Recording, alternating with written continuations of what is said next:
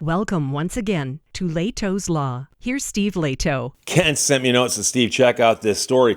And this is a press release from a law firm, okay? Now, I've never worked with this law firm before, and all I'm telling you is they filed a class action. But the class action they filed involves RVs. And I've mentioned before on a couple occasions that I've dealt with bad RVs before. And a long time ago, I handled quite a few of these cases. And I would hear the same stories over and over and over again. And people would come into my office and describe what happened to them. And I could often complete their sentences. I could tell them what happened to them. And they're like, how do you know this? I'm like, because it happens to everybody. And so here is a prototypical story that I've heard so many times that to me, it's like a broken record. Somebody went to a dealership and did a lot of research and looked at a bunch of different RVs. And they finally found one they liked. And they talked to the salesperson. Salesperson walked them through it. Salesperson said, great RV, blah, blah, blah, blah, blah. Comes with this kind of warranty. And by the way, let me show you our service department, just to show you how good walked them through the service department and said, if anything goes wrong with your RV, you bring it back here and we work on it. But this RV is brand new, okay?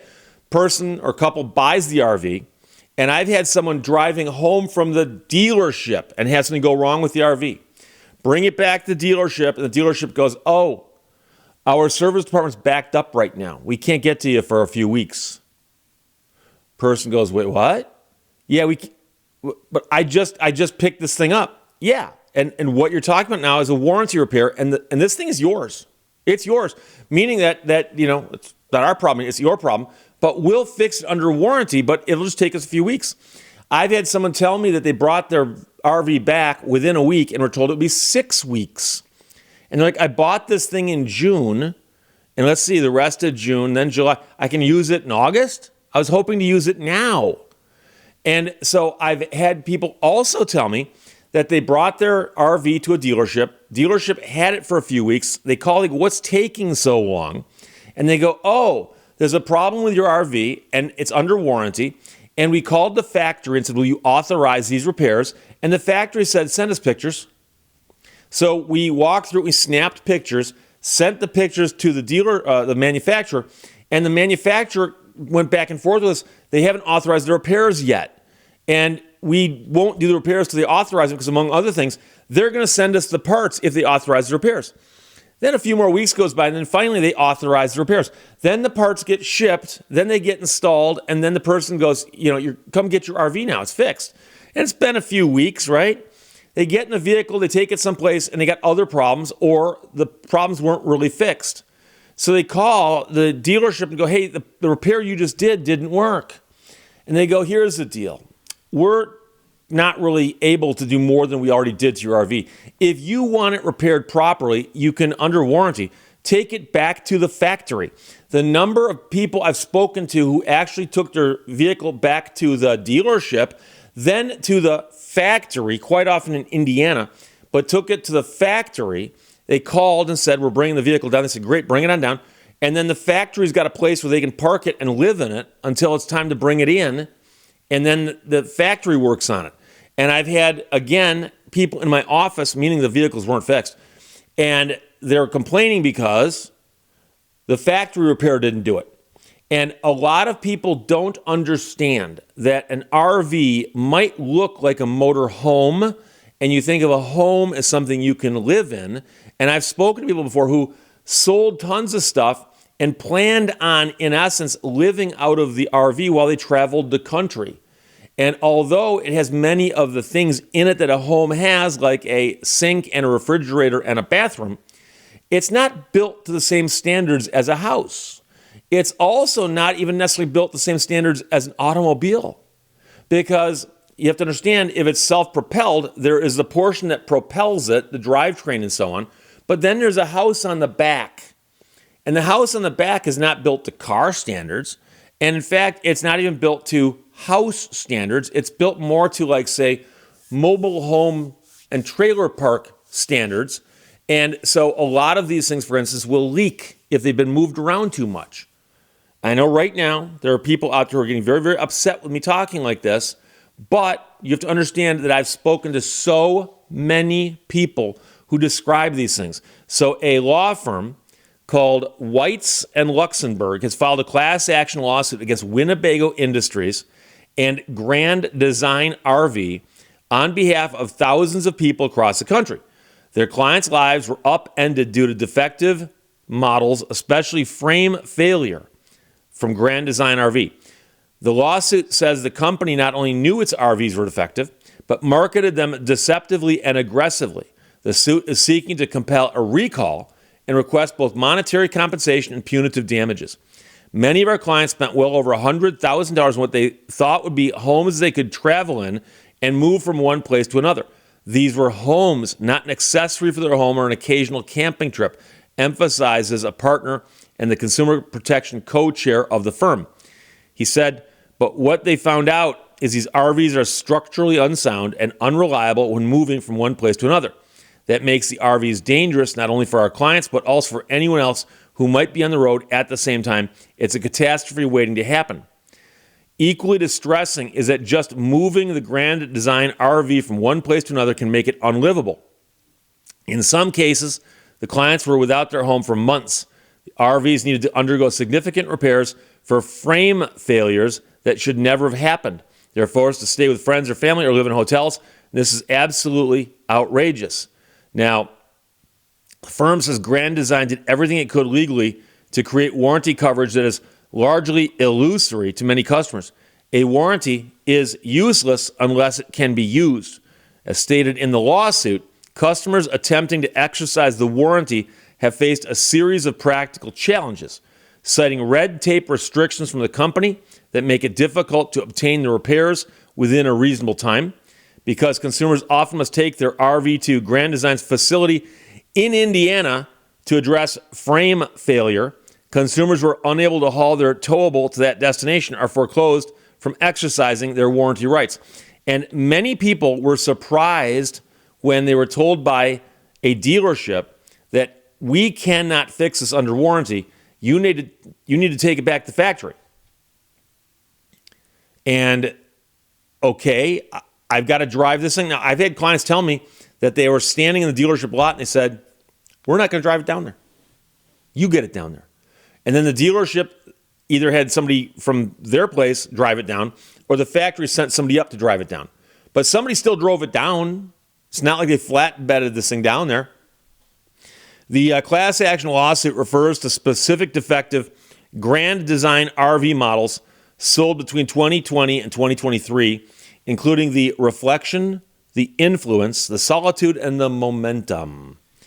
During the pandemic, defendants crafted targeted marketing campaigns that preyed on Americans' dreams of starting a new life on the road and exploring the country safely in one of their very own Grand Design RVs, all in the midst of the once-in-a-century COVID pandemic.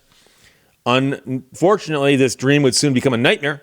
The frame that was designed and installed on model years 2020 to 2023 Grand Design RVs was defective and not sufficiently capable of tolerating the weight and stress of typical RV use, diminishing the value of these things and at tens of thousands of dollars, and often rendering the RVs unusable and or uninhabitable. The defendants did not fix the problem. They continued selling. They didn't issue a recall. They initiated a cover-up. They didn't protect their consumers. They prioritized profit. So keep in mind that these are allegations in a lawsuit. And of course, the manufacturer can defend this and a court will decide who's correct. And it could be that all these allegations will fail, or it could be that they all succeed, or it could be someplace in the middle. It could be. But interestingly here, the argument is that the frames are the problem. And if the frames are inappropriate for what's placed on them, then that would lead to all kinds of other problems. But I'm going to tell you right now that the problems I've heard in the RV industry from consumers who are complaining about their RVs run the gamut. Everything from a vehicle that had a satellite dish to pick up satellites and TV coverage that wouldn't stay aimed at the correct satellite. That would so that's one little thing on this big thing. But I've also had numerous complaints of vehicles that leak. They leak because you see an RV is oftentimes outdoors. And if you're camping in your RV and you're camping outdoors, you have to tolerate the weather that's there. You generally don't go, oh, I'm going to go on vacation here, and by the way, I'm going to make sure it doesn't rain. No, you get the weather that comes by. Weather does that. And so you're in your RV, and it's pouring rain, and all of a sudden you realize water is dripping into the unit, okay? A situation like that, left unattended, will not get better. And also, water in between things, like inside the walls or behind stuff, can often get worse. It can cause mold. It can cause all kinds of stuff. But also, leaks like that do tend to get worse over time. And I've had stories where I've seen clients who brought their vehicles into places and said, hey, the roof leaks. And some guy climbs up there with a couple tubes of caulking compound and one of those guns and goes and just slathers the caulking compound down and hopes it holds. And I've had people tell me that it didn't hold. And by the way, what about how damp everything got behind this wall? What about that? Did you do anything about that? Oh, no. We sealed it off. Don't worry about it. You can't see it. Don't worry about it. So the lawsuit continues that the efforts of the manufacturer worked exceedingly well because the defendants generated hundreds of millions of dollars. And according to the class action complaint, if the clients knew about the design of these things and they were not appropriately built with the defective frames, they would not have purchased the RVs. So in addition to a nationwide class, there are subclasses in Arizona, California, Florida, Illinois, Minnesota, New Hampshire, and Ohio. Now, I don't know all of those states and why there's a distinction with respect to class action there. I do know some states allow a lemon law type of claim against an RV, but many states do not. So in Michigan, the lemon law itself, MCL 257-1401 et sec, does not cover RVs. Other laws do, like the Magnuson-Moss Warranty Act, but it's a little harder than the lemon law, which gives you a bright line as to when the vehicle's got to get bought back. Some states do have a lemon law type of claim that you can make on an RV. I believe California is one of them. I wouldn't be surprised if a few of these other states are likewise where you can do that. However, the point is that if you have one of these vehicles, a Grand Design RV, you might want to look these people up. So we, and that's the law firm, believe the defendants participated in misleading, false, or deceptive acts that violated state laws by systematically concealing the frame defect in Grand Design RVs, and defendants engaged in deceptive business practices. So they do invite anyone who bought one of these vehicles to contact them. And it's Weitz, W-E-I-T-Z, and Luxembourg. Weitz and Luxembourg, because they say that you might be entitled to compensation for what you've gone through with one of these vehicles. And, here's the thing. I've mentioned this before. If you want to buy an RV, go in with your eyes open. And I've said this before, that if you go to a campground, and there's campgrounds all over the Midwest, Michigan's got tons of them. Go into a campground and you'll see people who've pitched a tent this big that one person can get into, and you'll see someone who's got some camper that's so large it's got his own zip code, okay?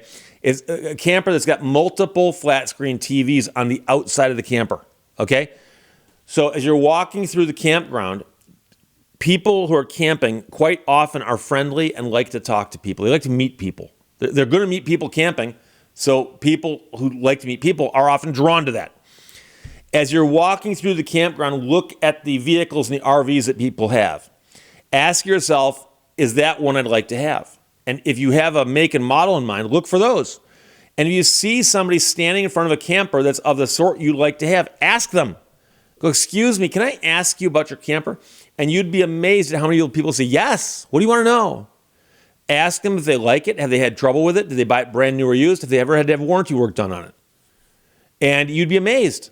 And the interesting thing is I've met people, and I've had people contact me with, Steve, I bought an RV 10 years ago, have traveled the country and put tens of thousands of miles on it, lived in all kinds of different places, seen everything I wanted to see, and it was my dream, and I did it. I'm doing it now. That's great. That's great. There are people who've done that.